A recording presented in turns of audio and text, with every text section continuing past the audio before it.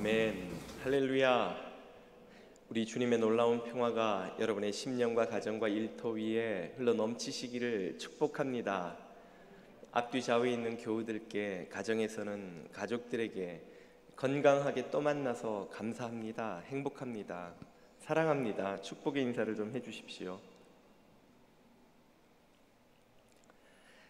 팬데믹의 끝까지 건강하게 승리하시기를 축복합니다. 아마 오늘 성경 본문을 읽으실 때 이렇게 생각하신 분이 틀림없이 계셨을 겁니다.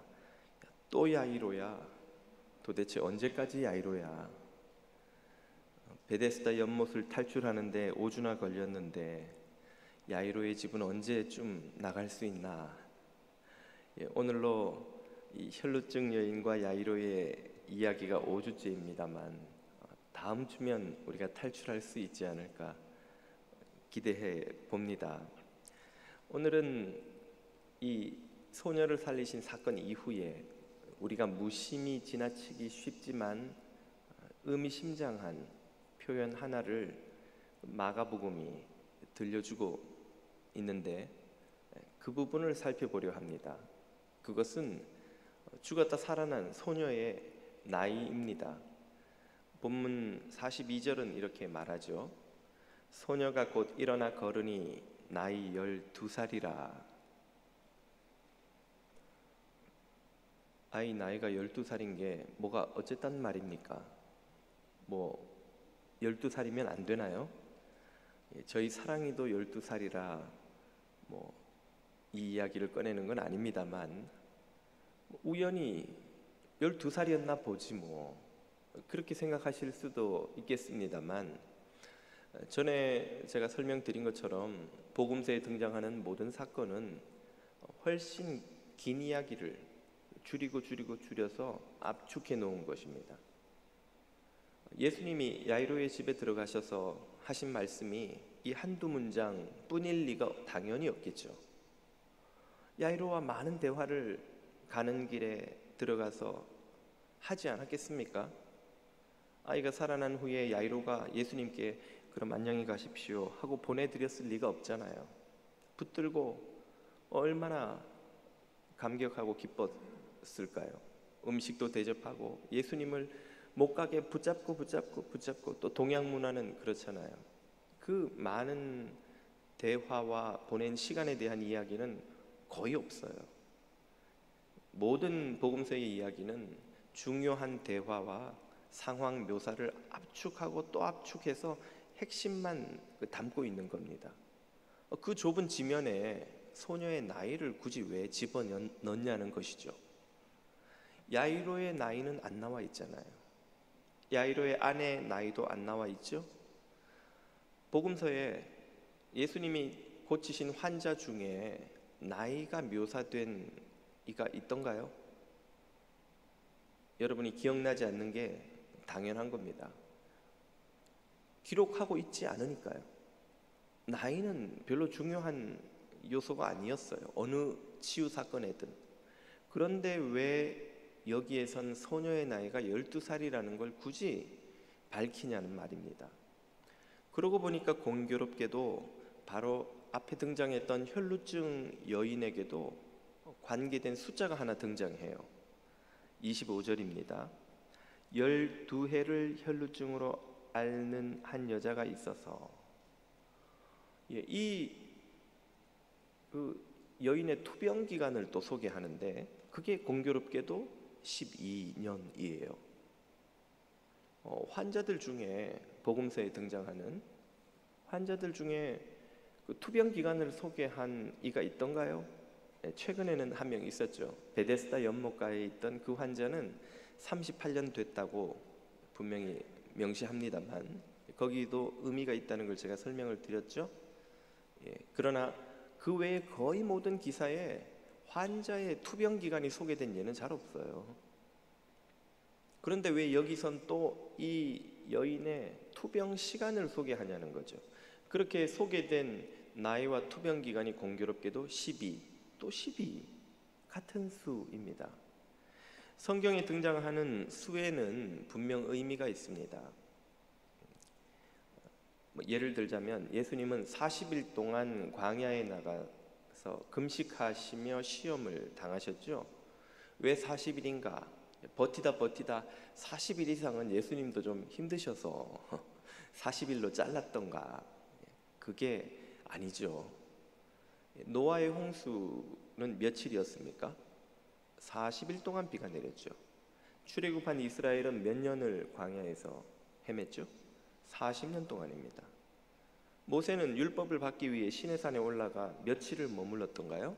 40일입니다. 다윗의 통치 기간은 40년, 솔로몬의 통치 기간은 40년. 이 외에도 이처럼 유명하지는 않지만 성경 곳곳에 40이라는 수가 반복해서 등장합니다. 그 수의 의미는 다음 기회에, 시간이 우리도 없으니까 다음 기회에 설명을 드릴 터인데, 이처럼 수가 반복되는 건 절대로 우연이 아닙니다. 다 의미를 담고 있다는 거예요. 자, 그러면 오늘 본문에 소개된 12라는 수의 의미는 무엇일까요? 구약에서 12 하면 제일 먼저 떠오르는 것, 야곱의 12아들, 그리고 이스라엘의 12지파이죠.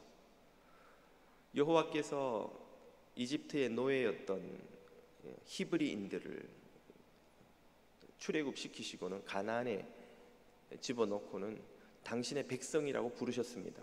그들이 바로 12지파였어요. 그러므로 구약에서 12는 하나님의 백성을 상징하죠.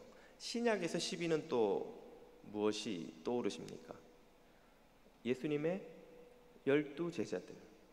예수님이 괜찮은 일꾼을 뽑으려고 찾다 보니까 공교롭게도 12명이네. 그래, 12로 가자. 그렇게 하신 걸까요? 아니죠. 예수님은 이미 마음속에 12명의 제자를 티오라고 하나요, 요즘? 티오를 딱 정해놓고 계셨던 거예요. 먼저 많은 제자들 중에 70명의 제자들을 세우셨고, 그들 중에서 또 12명을 세우셨고, 나중에는 또 그들 중에 3명을 늘 데리고 다니셨는데, 여기서 12를 선택한 것도 이유가 있었던 거예요. 그것은 구약에 실패한 하나님의 백성 12지파를 대신하는 새로운 영적 이스라엘로서 하나님 백성을 상징하는 것이 12제자였던 것입니다. 그 12제자가 세운 교회는 그러므로 새로운 하나님의 백성을 의미하죠.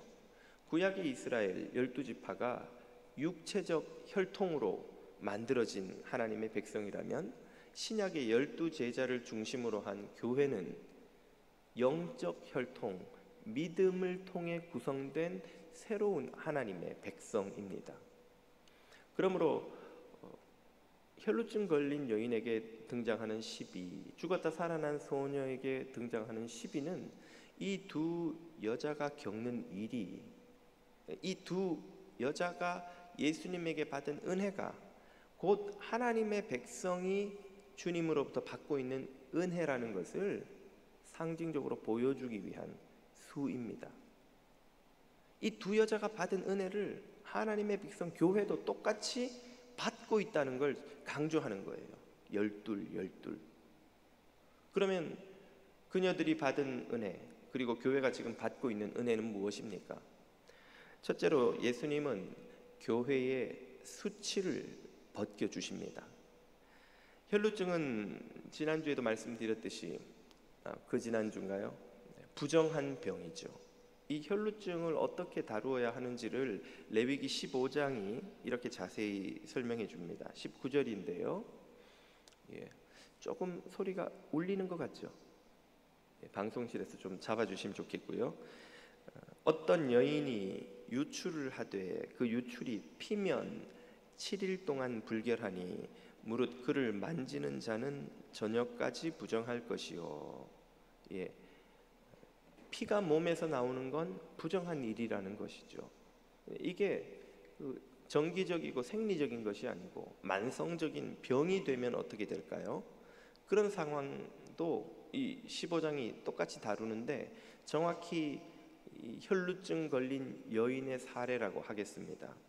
25절, 여인의 피의 유출이 그 불결기 외에도 있어서 여러 날이 간다든지 그 유출이 불결기를 지나든지 하면 그 부정을 유출하는 날 동안은 무릇 그 불결한 때와 같이 부정한즉. 설명이 길지만 한마디로 말하면 피가 몸에서 나오면 그 기간 내내 그 여자는 부정하다 이 말이에요. 부정하다는 게 무슨 뜻이냐? 여러 다른 단어로 번역됩니다. 어떤 데는 불결한, 어떤 데는 더러운 이런 표현도 나옵니다만은 구약의 문맥에서 부정하다는 하나님 앞에 서기에 적합하지 않다는 뜻이에요. 재물이 부정하면 하나님께 드릴 수가 없어요. 사람이 부정하면 제사 지내러 나갈 수가 없어요. 하나님께 나가려면 그 부정을 씻고 나가야 됩니다. 그러므로 부정은 하나님 앞에 설 수가 없는 상태다라는 뜻인데, 그러면 이 여자가 부정을 씻고 하나님 앞에 나가려면 어떻게 해야 할까요? 레위기는 역시 이에 대해서도 설명합니다. 28절, 그의 유출이 그치면 7일을 센 후에야 정하리니. 그녀가 부정을 씻으려면 두 가지 조건이 필요합니다. 첫 번째는 이제 피가 멈추어야 돼요. 그리고 나서 7일이 지난 후에 뭘 하냐면 30절, 제사장은 비둘기를 가지고 하나는 속죄죄로 하나는 번제로 드려, 비둘기를 제물로 해서 잡아서 피를 흘려야 돼요. 피를 흘린 제사를 드려서 유출로 부정한 여인을 위하여 여호와 앞에 속할지니라. 이렇게 피의 제사를 드리고 난 후에 제사장이 나와서 선포하는 거예요. 이 여인은 이제 정결하다. 그러면 그때부터 이 여자는 정결함의 자격을 얻습니다.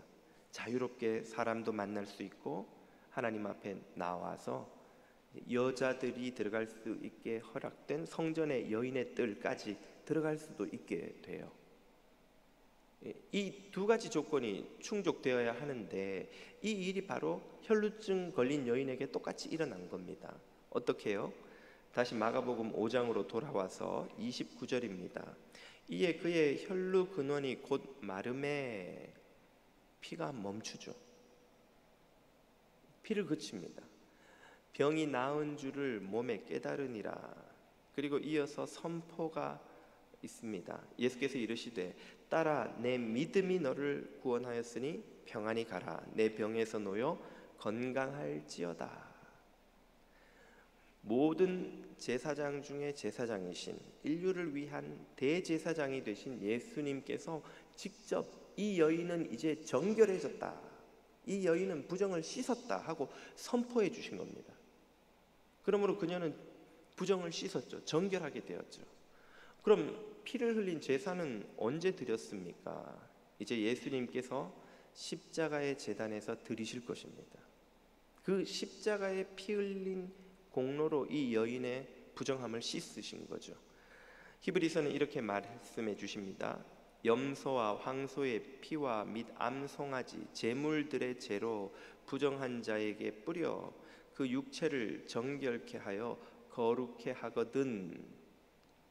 동물을 제물로 삼아서도 그 피로 정결하게 하는 일이 있다면 하물며 영원하신 성령으로 말미암아 흠없는 자기를 하나님께 드린 그리스도의 피가 어찌 너희 양심으로 죽은 행실에서 깨끗하게 하고 살아계신 하나님을 섬기게 못하겠느냐. 아멘. 예수 그리스도의 흘리신 피가 부정한 그녀를 씻으신 거예요. 그리고 예수 그리스도의 피가 오늘 부정한 저와 여러분을 씻으시는 줄 믿습니다. 바로 이 정결케 하시는 은총을 교회의 주님은 지금도 역사하고 이루고 계신다는 말이죠. 여러분 안에서 끊임없이 흘러나오는 죄의 욕망, 음란과 탐욕과 허영과 교만, 우리를 부정하게 만드는 이 모든 것들을 멈추게 하는 것이 무엇입니까? 예수 그리스도의 능력뿐인 줄로 믿으시기를 축복합니다. 예수님의 옷자락을 만질 때에 그 모든 속에서 흘러나오는 부정한 것들이 멈추는 거예요. 이 여인이 12해 동안 모든 의사들을 만나고 다녔지만 돈만 쓰고 고생만 하고 전혀 효과가 없었다고 성경은 말하죠. 뭘 의미합니까? 그녀의 몸에 부정한 것을 흘러나오는 것을 막을 다른 방법이 없었다는 거예요. 누구만이 멈추게 하였습니까? 주님의 능력만이. 오직 예수님의 능력만이 저와 여러분 안에서 쏟아져 나오는, 우리의 힘으로는 멈출 수가 없는, 교육이나 철학이나 자기 수양이나 윤리나 도덕으로도 도저히 멈출 수 없는 마음에 가득한 온갖 부정한 것들을 멈추게 하는 능력이 있습니다. 오직 예수 그리스도에게만 말이죠. 그 예수 그리스도의 능력이 여러분의 모든 부정한 것을 멈추게 하시기를 축복합니다. 예수님의 옷자락을 여러분이 만지실 때에 그 흘러나오던 더러운 것들이 멈추는 역사가 있기를 축복합니다. 그리고 주님은 당신의 피로 우리의 더러워진 영혼을 정결하게 씻으십니다. 우리의 부정을 다 씻으시고 우리가 정결하다 선포하시죠. 우리가 깨끗게 되었다 선언하십니다. 그래서 하나님 앞에 나갈 수 있게 되었다고 예수님이 직접 선포하신 거예요. 예수님이. 여러분이 이 여인에게 예수님께서 그 여인을 향해 내 믿음이 너를 구원하였다, 너는 건강케 되었다, 평안히 가라고 했을 때 누가 감히 그 옆에서 예수님 이 여자를 무슨 권리로 깨끗하다고 하십니까? 누가 시비를 걸고 반대할 수가 있을까요? 온 인류의 대제사장 되신 하나님의 아들이 선포했다면, 여러분이 그 여인을 향한 주님의 선포를 누구도 반대하고 부정할 수 없다고 믿으신다면, 여러분 자신을 향해 주님이 하신 선포 역시 이 세상의 어떤 권세로도 막을 수 없다는 것을 믿으시기를 축복합니다. 예수 그리스도의 피를 의지하는 여러분을 주님이 정결케 하셨어요. 깨끗게 하셨어요. 깨끗하다 선언하셨고 하나님 앞에 담대히 나아가라고 선언하셨습니다. 그 예수님의 선언을 믿으시고 담대함과 평안함과 주님과의 화목을 누리시기를 주님 이름으로 축복합니다. 이것이 예수님이 교회에 주시는 첫 번째 은혜입니다. 두 번째 은혜는 예수님은 교회가 죽음을 이기게 하십니다.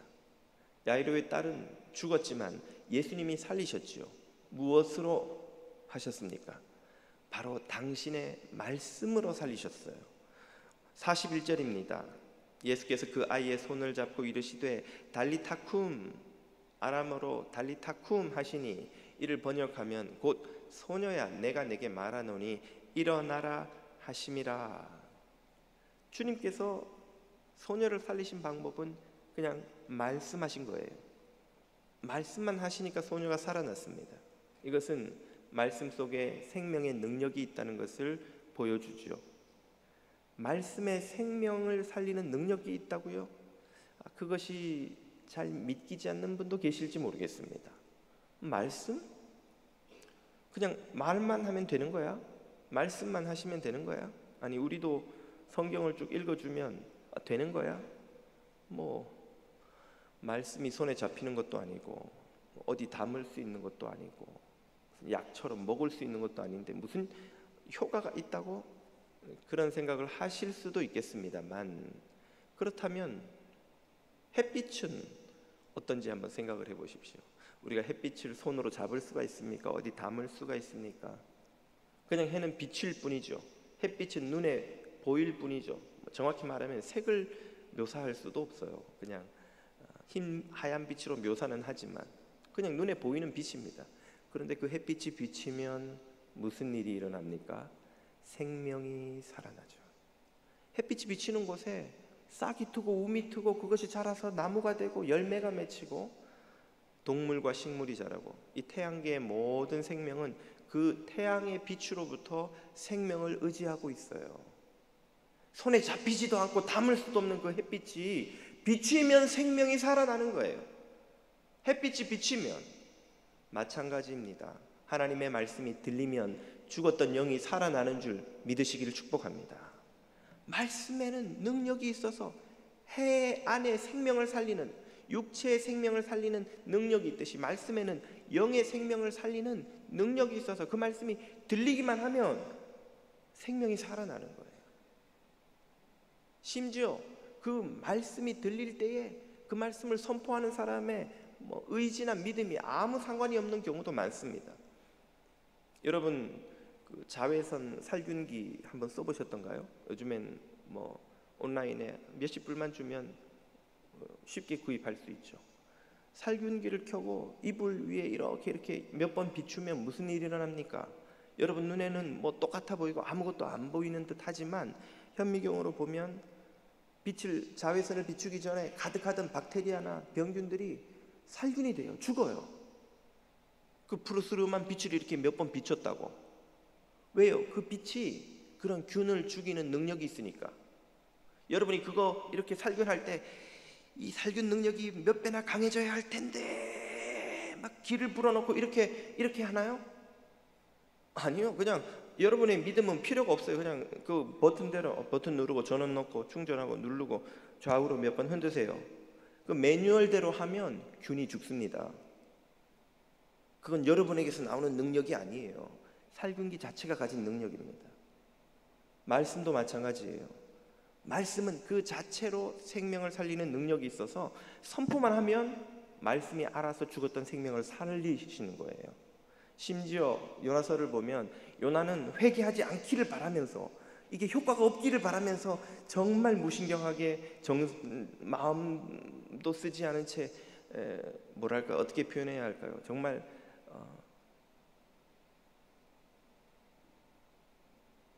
마땅히 표현할 길이 없네요. 아무튼 그냥 무심하게 선포해요. 그냥 마음속으로는 회개하지 마세요 제발. 그러면서 40일 지나면 너네 여기도 40일이 나오는군요. 40일 지나면 너네 다 망해. 그랬더니 다 어떤 일이 벌어집니까? 회개해버리는 거예요. 요나는 막 오히려 회개한 것 때문에 화가 나가지고 왜 회개를 하고 하나님은 왜 이런 인간들을 그랬는데도 회개를 해요. 요나의 믿음이나 열정 뭐 이런 게 상관이 없어요. 말씀 자체가 어마어마한 능력을 가지고 있다는 증거입니다. 많은 사람들이 전도할 때 그런 고백을 합니다. 회심할 때 그런 고백도 해요. 누가 자기한테 전도했는데 귀담아 듣지도 않고 말 같지도 않은 소리 그리고 있는데 언젠가 갑자기 불현듯 그 흘려들었던 말씀이 마음에서 되살아나서 자기 마음을 막 찌르는 거예요. 하나님이 살아계시고 불꽃 같은 눈으로 너를 보고 계시는데 왜 너는 여기서 이렇게 방황하고 있느냐. 그 전도자가 했던 몇 년 전에 했던 말이 또 올라가지고 잠을 못 이루고 그 말씀 때문에 주님께 돌아오는 이들의 고백 어렵지 않게 들을 수 있습니다. 뭘 보여주나요? 말씀이 가진 능력입니다.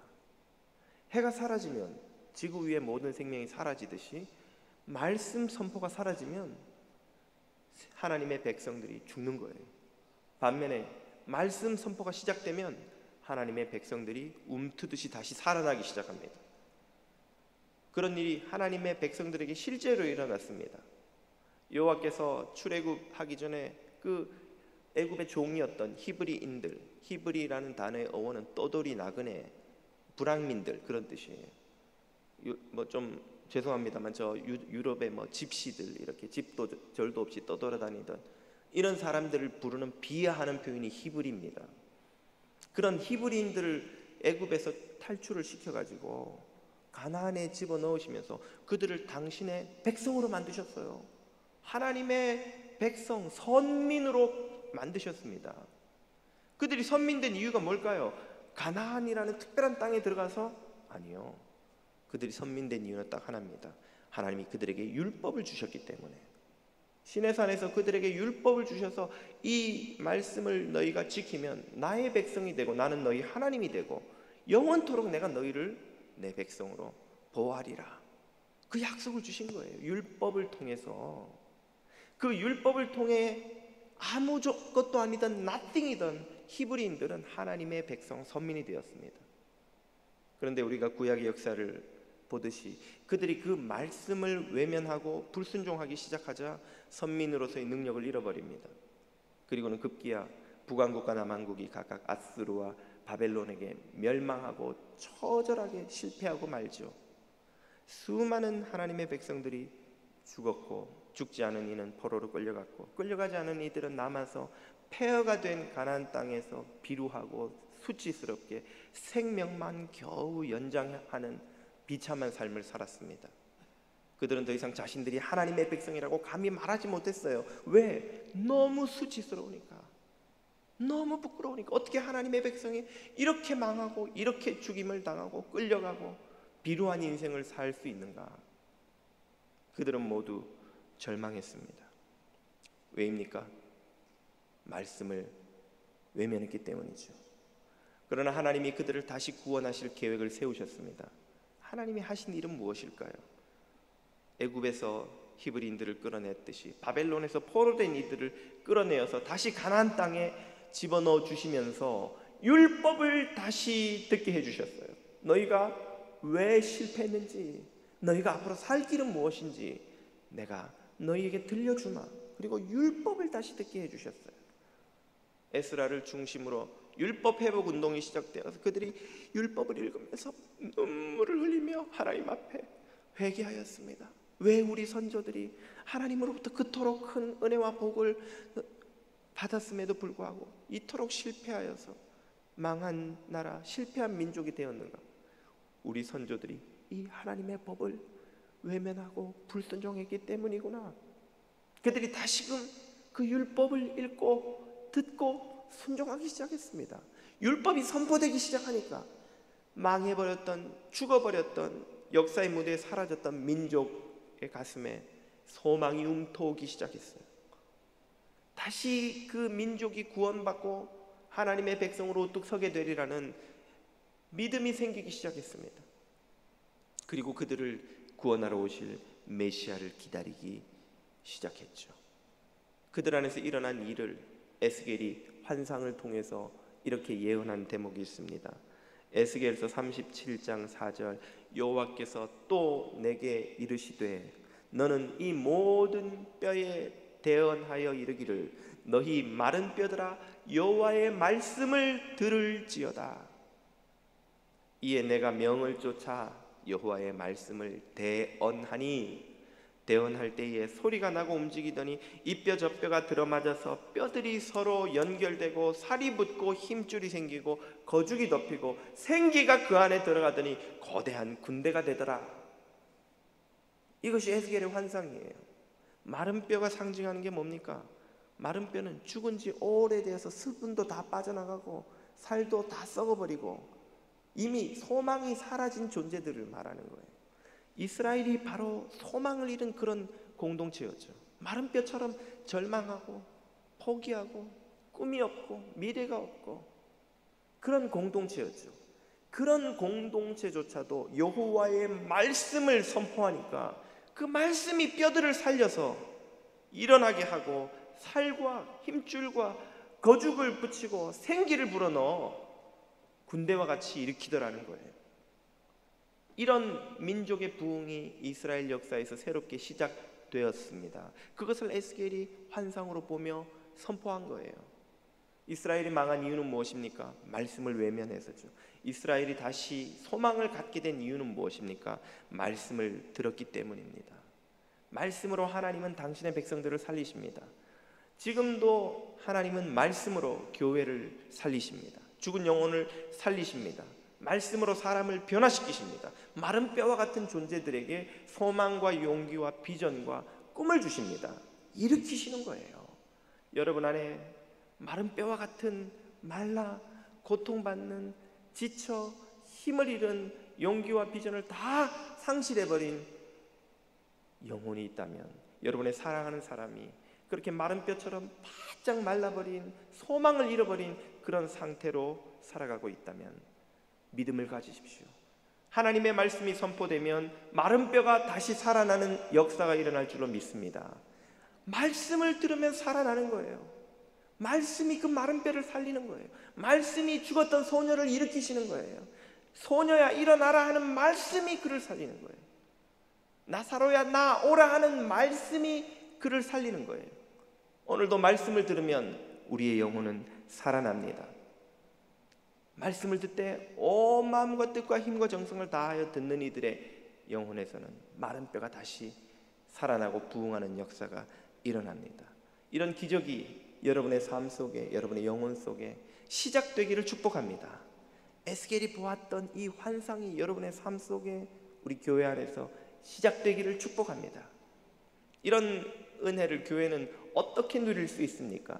예수님은 이 두 여인의 사건을 통해 그 비밀을 아주 분명히 우리에게 알려주셨죠. 우리가 이미 알고 듣고 있습니다. 혈루증 여인에게 뭐라 하셨던가요? 34절 예수께서 이르시되 딸아 내 믿음이 너를 구원하였으니 평안히 가라. 네 병에서 놓여 건강할지어다. 야이로에게는 무엇을 요구하셨습니까? 예수께서 그 하는 말을 곁에서 들으시고 회당장에게 이르시되 두려워 말고 믿기만 하라. 믿기만 하라. 바로 이 믿음이 혈루증을 고치고 그녀를 정결케 하고 죽은 딸을 살리고 야이로에게 딸을 돌려주었습니다. 오늘 이 믿음이 여전히 살아 역사합니다. 이런 믿음이 여러분에게 있기를 축복합니다. 고 옥하는 목사님께서 설교하셨을 때 들었던 이야기가 잊혀지지 않습니다. 한 부부 이야기를 해주셨는데요. 먼저 예수를 믿은 아내가 남편을 위해 간절히 기도하며 남편도 예수 믿기를 방황하는 삶을 멈추고 예수 믿기를 기도하였습니다. 그러나 오랫동안 남편은 아내를 박해하고 욕하고 예수 믿는 것을 비방하다가 뒤늦게 마지못해 아내 때문에 교회에 한번 발을 들여놓았습니다. 그런데 예배 중에 말씀을 듣다가 그 말씀이 그의 강팍한 마음을 부수기 시작했어요. 그의 모든 죄를 고발하기 시작했습니다. 그의 교만과 악행을 낱낱이 말씀이 그의 영혼 안에서 성령의 역사로 드러내기 시작하자 그는 그때부터 주님 앞에 눈물을 흘리며 자신의 삶을 회개하고 아내와 함께 신앙생활을 시작했습니다. 그는 늘 고백하기를 나 같은 죄인을 주님이 용서하셨다면 이 세상에 주님께 용서받지 못할 죄인은 없다고 말하며 가는 곳마다 사람들을 전도하였습니다. 그렇게 부부가 행복한 신앙생활을 하는 것으로 이야기가 잘 끝났으면 좋겠는데 음악에 재능이 있던 큰아들을 위해 있는 돈 없는 돈을 다 마련해서 이탈리아로 유학을 보냈습니다. 그런데 얼마 있다가 그 큰아들이 교통사고로 현장에서 목숨을 잃었다는 비보가 들려온 거예요. 가눌 수 없는 슬픔을 안고 부부가 이탈리아로 가는 비행기에 몸을 실었습니다. 옆자리에 한 신사가 앉았는데 그 남편이 그에게 전도를 하는 거예요.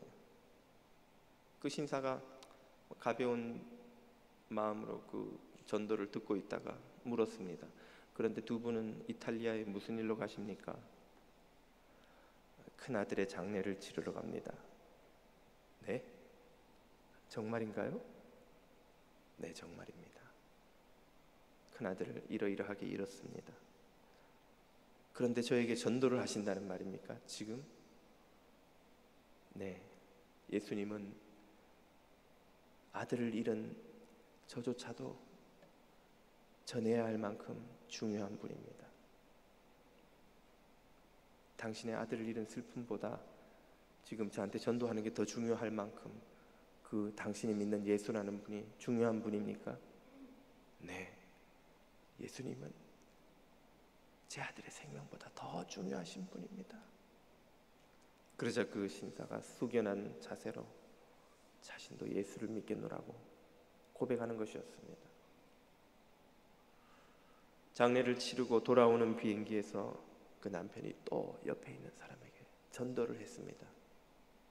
네, 근데 두 분은 이탈리아에 무슨 일로 다녀오시는 길입니까? 제 큰아들의 장례를 치르고 오는 길입니다. 네, 정말입니까? 네, 정말입니다. 저라면 넋이 나가서 그런 상황에 아무것도 못할 것 같은데 당신은 어떻게 그런 일을 겪고 지금 전도를 하고 있습니까? 제 큰아들은 예수님을 만났고 천국으로 갔습니다. 그러나 선생님은 예수님을 모르시지 않습니까? 예수님도 천국에 가셔야 합니다. 우리 예수님은 아들을 잃은 아버지가 전도해야 할 만큼 그토록 중요한 분입니다. 그러자 그 남자 역시 숙연한 자세로 그런 분이라면 자신도 예수님을 믿겠다는 것입니다. 이 부부는 견디기 힘든 불같은 고난을 이 믿음으로 이겨내었습니다. 오늘 교회가 하나님의 능력을, 예수 그리스도의 이 은혜를 맛보기 위해 필요한 것은 믿음입니다. 모든 죄를 씻은 이 혈루증 여인의 믿음, 딸을 돌려받은 이 야이로의 믿음, 불같은 고난마저 이겨내는 이 부부의 믿음이 오늘 저와 여러분 모두에게 허락되기를 우리 주님의 이름으로 축복합니다. 기도드리겠습니다. 우리의 모든 수치를 씻어주시고 우리의 모든 죄를 보혈로 정결케 해주시고 부활의 새 소망을 주신 은혜의 주님, 이 믿음으로 주님과 평화를 누리며 어떤 고난도 거뜬히 이기는 자녀들이 다 되게 하여 주옵소서. 예수님의 이름으로 기도드립니다. 아멘.